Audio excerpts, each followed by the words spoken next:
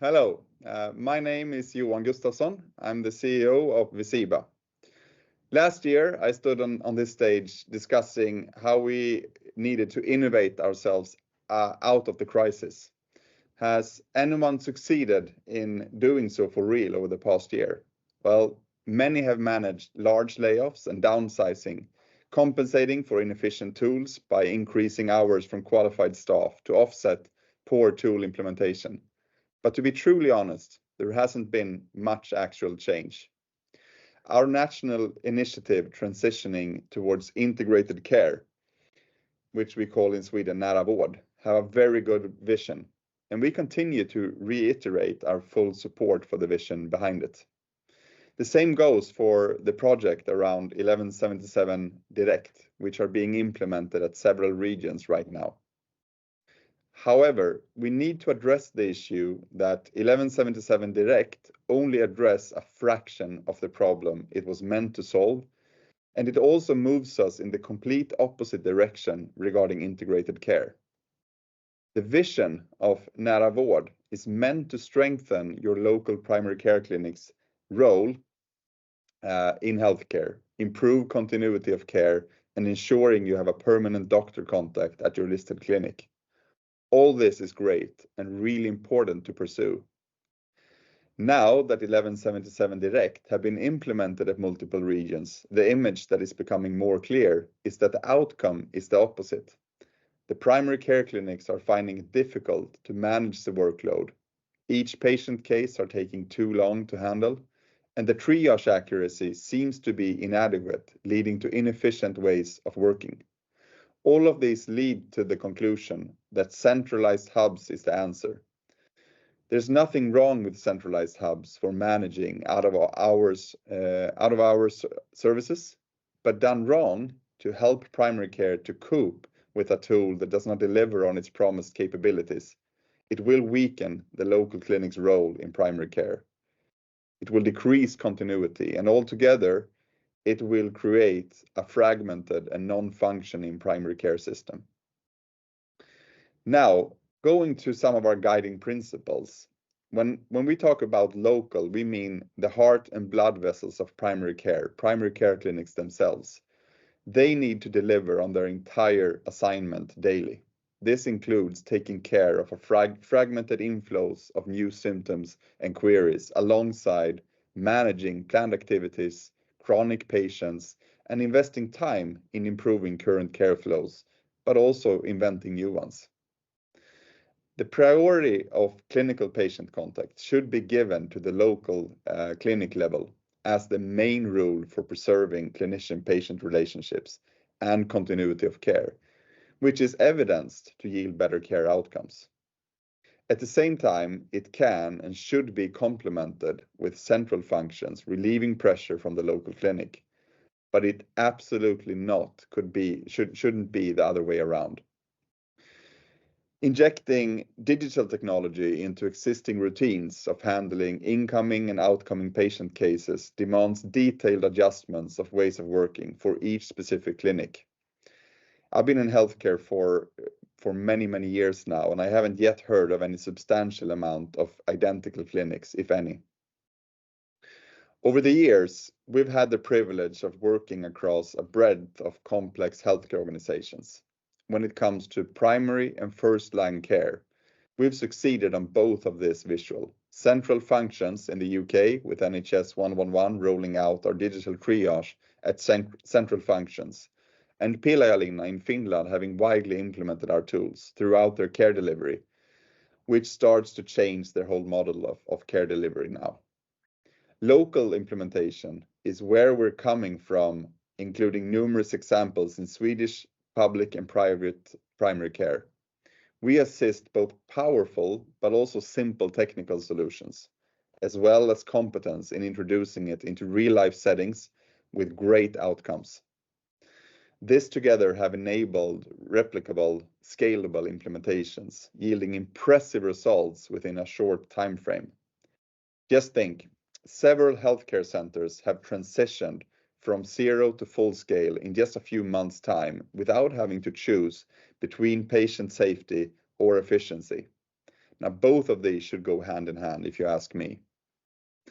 And with this, I want to introduce my colleague, Milan Shah, who will present his thesis work that he's done at London School of Economics.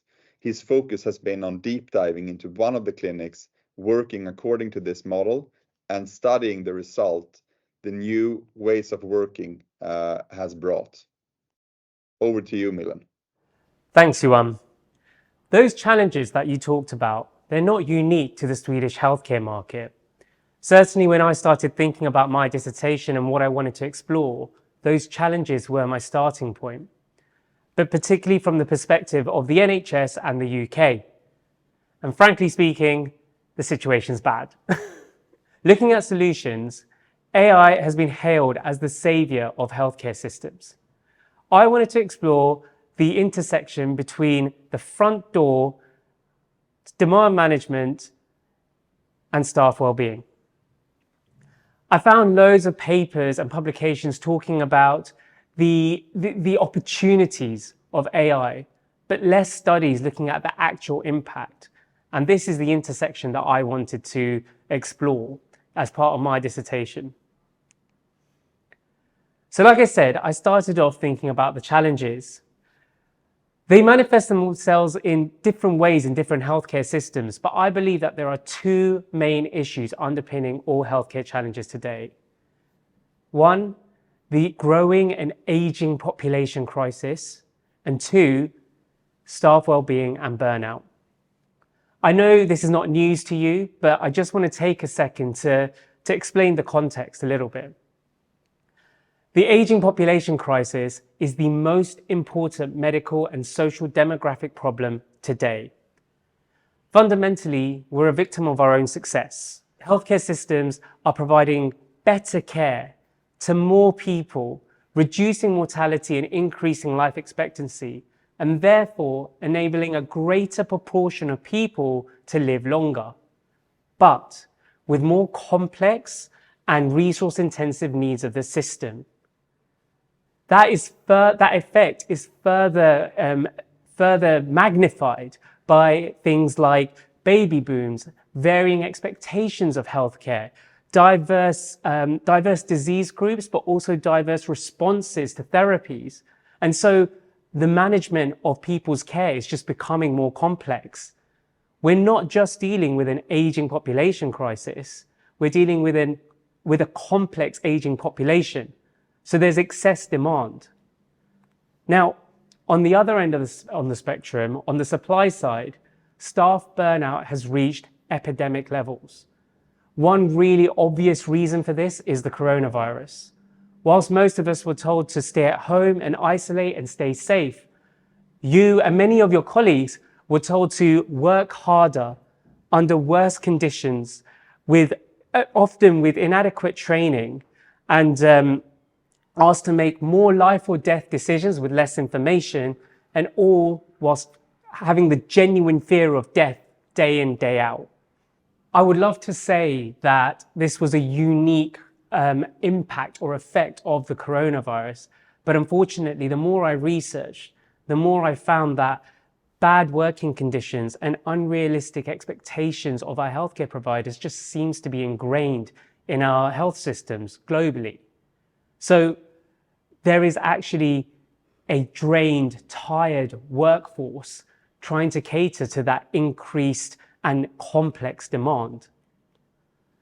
What can we do? Adopt artificial intelligence.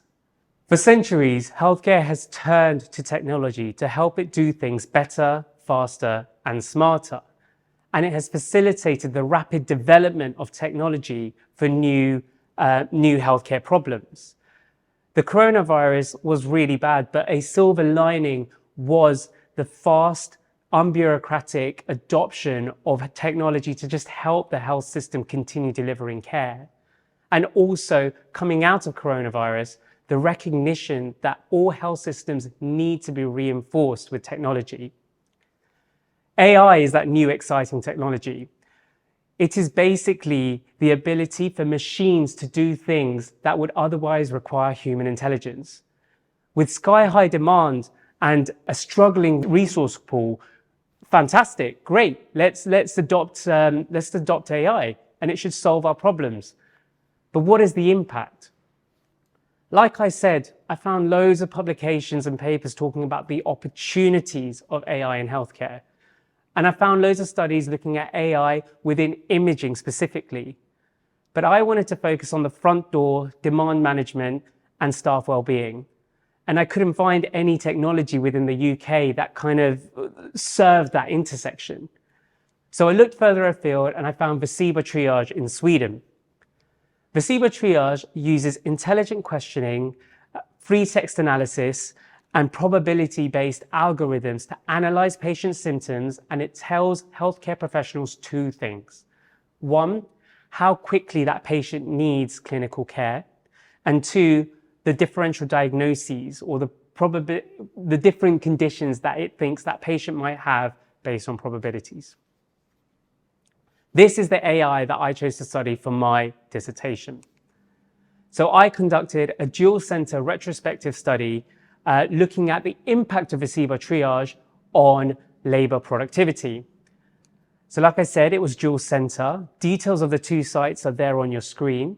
And there were some areas of high comparability and some areas of lower comparability.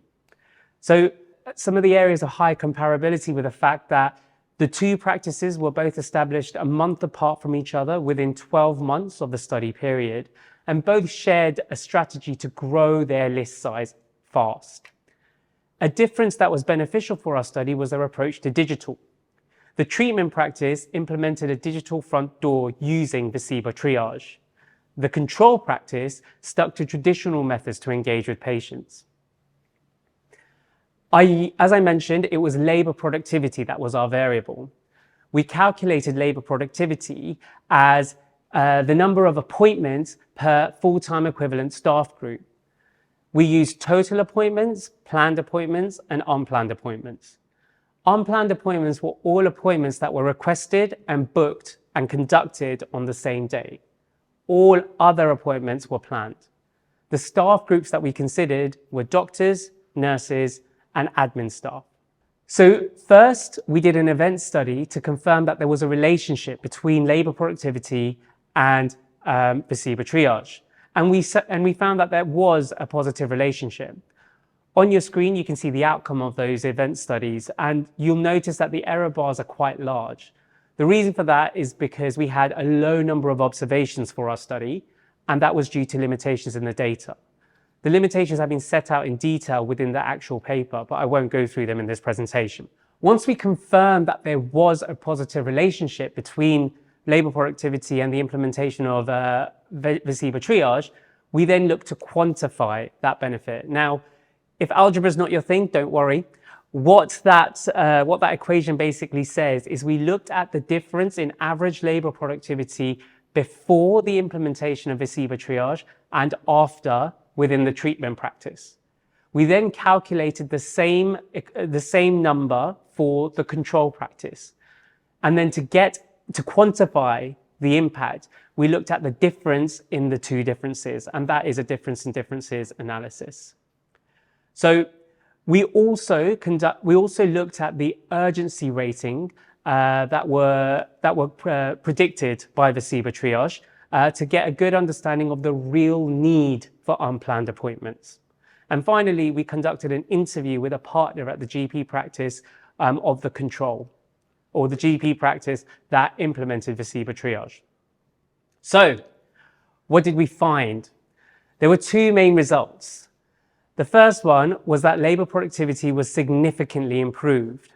We found that each full-time equivalent doctor could do 230.5 more appointments per month, and each full-time equivalent nurse could do 112.8 more appointments per month.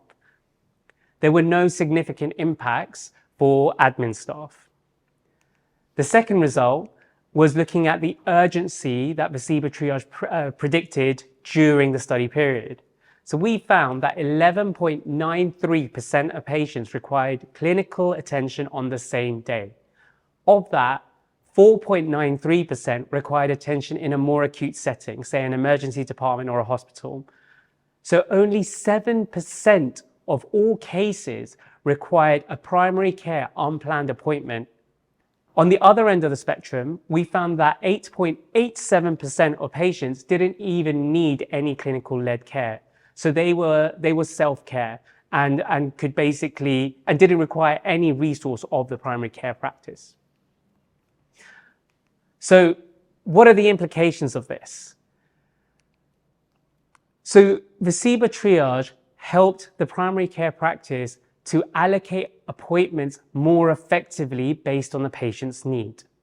So what you can see on your screen is the process for Visiba triage. A patient will complete the triage on their own device. They'll submit that, and then the triaging clinician can see a summary of the patient's case, the urgency, and the differential diagnoses. Based on this, they can actually allocate the patient to an appointment that's appropriate for their need. So why is this relevant? We know through evidence that patients tend to think that their symptoms are more urgent than they actually are. Visiba triage provides a structure within which a patient can provide their symptoms, and then Visiba triage's AI ascertains an accurate level of urgency for that patient. It therefore gives triaging clinicians confidence to allocate that patient to an alternative appointment, reserving those unplanned appointments for the most in need. So just to give you some context as well about the UK, it may shock you to know that our primary care triage is done by non-clinicians. So in addition to dealing with the fact that patients think that their symptoms are more urgent than they actually are, we're working on an approximate 11% margin of error because our triage is done by non-clinicians. Furthermore, our system is also based on first come, first serve, not need. So we have what we call the 8 a.m. rush. So if you decide on a Tuesday or if you feel that you need help on a Tuesday, you need to get on the phone to your GP practice by 8 a.m. You're then put on hold, and this may be anything from 5 minutes to over an hour. And when you finally get through to that non-clinical admin assistant, if there are no appointments left, you need to do that process again on Wednesday, and then again on Thursday until you finally get an appointment. Just to put it in context, 43.7% of primary care appointments in the UK in August 2023 were unplanned appointments by definition in this study. That's 43.7%. This is neither fair nor appropriate. Visiba triage showed that only 7% within this particular small study actually needed an unplanned appointment. And so whilst it is a huge leap to jump from this small study through to the national situation within the UK, we know that there is a benefit to exploit there. Visiba triage gave triaging nurses the confidence to allocate patients to other appointments and reserve those same day unplanned appointments for the most in need. Better supported decision making. The presentation of the patient's case, urgency, and differential diagnosis helped triaging clinicians to make decisions on endpoint of care, lowering cognitive load. We know that cognitive load has been cited as one of the main reasons for stress and burnout amongst healthcare professionals. Cognitive load in primary care is particularly high. They see many patients a day. They never know what the symptoms are going to be, or they're largely unaware of the symptoms when the patient walks into their consultation room. So within a limited time, they have to understand the presenting symptoms, review them against the patient's medical record, decide on a treatment plan, communicate that treatment plan, and then answer any questions the patient may have. That's a huge amount to do and comprehend within the consultation. Studies have shown that AI can help reduce uncertainty and therefore help clinicians make better, faster decisions and then increase productivity.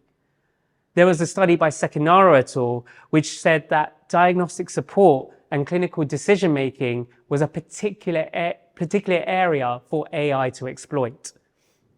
The GP partner at our treatment practice reported that the implementation of Vicebo triage meant that his staff are much happier and they're not making guesses.